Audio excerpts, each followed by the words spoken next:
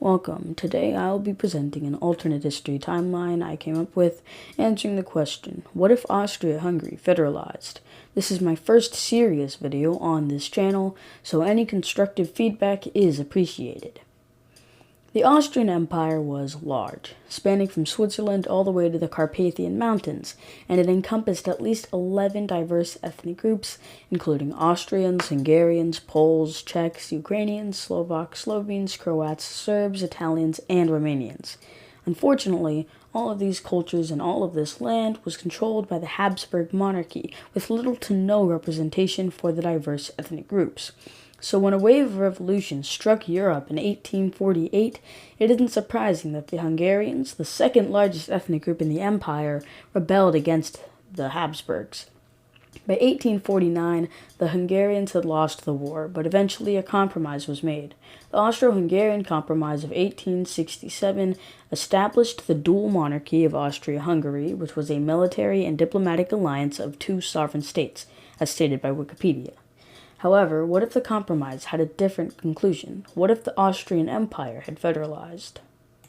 Following the Hungarian Revolution of 1848, Franz Joseph I of Austria began a process of federalization within the Austrian Empire alongside the militaristic rule over Hungary. This period of militaristic rule ended with the conclusion of the process of federalization in 1867, following the Austro-Hungarian Compromise. The compromise established a new constitution, government structure, and state borders. Though the nation was still an empire, citizens were given the ability to elect governors for their states and establish regional laws. Following the Austro-Hungarian Compromise, the Austrian Empire was renamed the United States of Greater Austria. For the map here, I've decided to go with Archduke Franz Ferdinand's concept with some minor changes for ease of mapping. In 1914, a very significant event didn't occur. The Black Hand didn't shoot Franz Ferdinand, and instead World War I began because of some other reason. In this alternate World War I, we can assume that the alliances are relatively similar to our timeline. For the sake of entertainment, let's say that the Central Powers win and Austria annexes Lombardy, Venetia.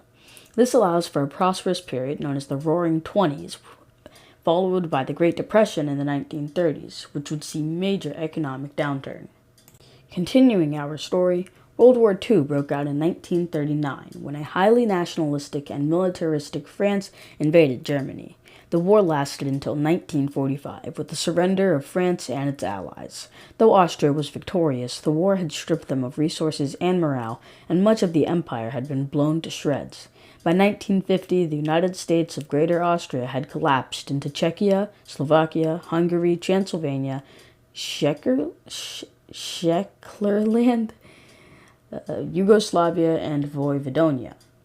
Venetia and northern Trieste united with Italy following a referendum. West Galicia and East Galicia were invaded, occupied, and soon after annexed into Poland and the Ukrainian Soviet Socialist Republic, respectively.